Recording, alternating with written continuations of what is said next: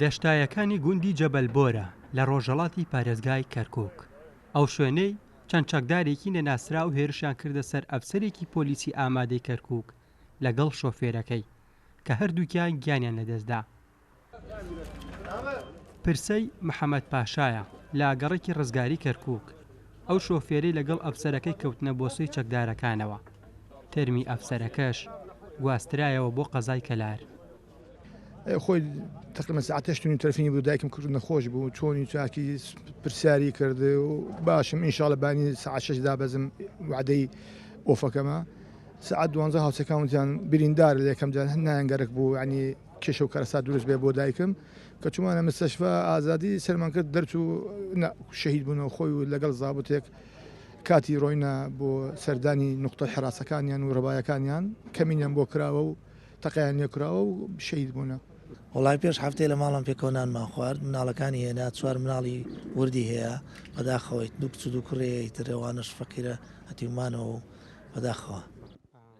وتەبێژی پۆلیسی کەرکووک هۆکاری دووبارە بوونەوەی ئەم پەلامارە تیرۆریستیانە بۆ بۆشایی ئەمنی ناوچەکە دەگەڕێننەوە.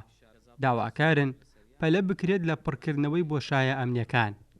بەڕاشکاوی باسی دەکەین فەراغێکی ئەمنی هەیە لەو سنوورەدا، ئەوە بۆ تەمای ئەوەی چەندین کاری تیرۆریستی بکرێت لەو ناوچەیەدا و بۆتە کێشەیەک بۆ ئەو هێزانێکەوە لەوەیە. هێزەکانمان دایمە لە حاڵەتی ئامادە باشین و بان ئەوەش دەبینین ئێمە ڕۆژانە حادسی جیاواز دەبێت لەو سنوورەدا.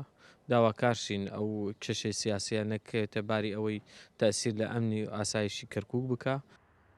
ڕووداوی تیرۆرکردنی ئەفسەرەکەی پۆلیسی ئامادەی کەرکووک لەگەڵ شۆفێرەکەی دوای ئەوە دێت لە ماوەی چەند مانگی ڕابردوو پەلامارە تیرۆریستیەکان لە ناوچە نزیکەکانی کەرکووک زیانی گیانیان بە هێزە ئەمنیەکان لە سوپا و پۆلیس و پێشمەرگە گەیاندووە.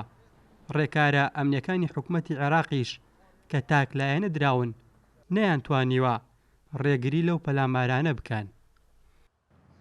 دووبارە بوونەوەی ڕووداوەکانی تەقەکردن و کوشتن و ڕفاندنی هاوڵاتیان و کارمەندانی دەستگا ئەمنیەکان لێرە لە سنووری گوندی جەبەلبۆر بۆ بۆشایی نێوان هێزەکانی پێشمەرگە و هێزە عێراقیەکان دەگەڕێندرێتەوە.